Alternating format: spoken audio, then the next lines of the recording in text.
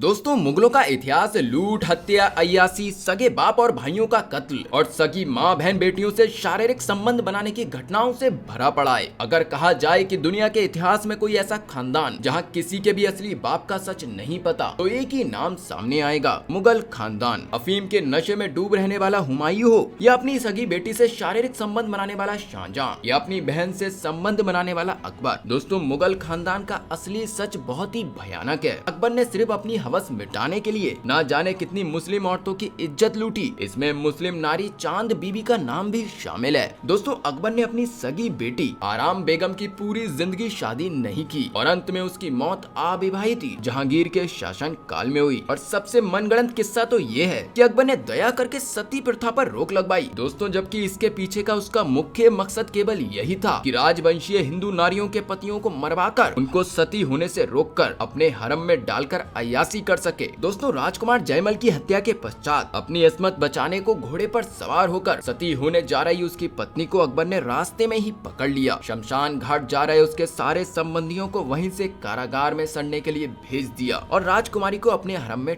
ठूस लिया। दोस्तों, इसी तरह पन्ना के राजकुमार को मारकर उसकी विधवा पत्नी का अपहरण कर अकबर ने अपने हरम में ले लिया। दोस्तों, इसी के साथ साथ मैं आपको ये भी बता दूं कि अकबर औरतों के लिबास में मीना बाजार जाता था, जो हर नए साल की पहली शाम को लगता था। अकबर अपने दरबारियों को अपनी स्त्रियों को वहाँ सज धज कर भेजने का आदेश देता था। मीना बाजार में जो औरत अकबर को पसंद आ जाती, उसके फौजी उस औरत को उठा ले जाते और कामी अकबर की अय्यासी के लिए हरम में रख देते। अकबर उन्हें एक रात से लेकर एक महीने तक अपनी हरम में जबरदस्ती रखता था। दोस्तों, जब शाही दस्ते शहर से बाहर जाते थे तो अकबर के हरम की औरतें जानवरों की तरह महल में बंद कर दी जाती थी। अकबर ने अपनी अय्यासी के लिए इस्लाम का भी दुरुपयोग किया था, क्योंकि सुन्नी फिरके के अनुसार एक मुस्लिम एक साथ 4 से अधिक औरतें नहीं रख सकता। और जब अकबर उससे अधिक औरतें रखने लगा तो काजी ने उसे रोकने की कोशिश की। इससे नाराज होकर अकबर ने उस सुन्नी काजी को हटाकर शिया काजी को रख लिया, क्योंकि शिया फिरके में असीमित और अस्थायी शादियों की इजाजत है। ऐसी शादियों को अरबी में मुतअ कहा जाता है। दोस्तों, अबुल फजल ने अकबर के हरम को इस तरह कुछ वर्णित किया है कि अकबर के हरम में लगभग 5000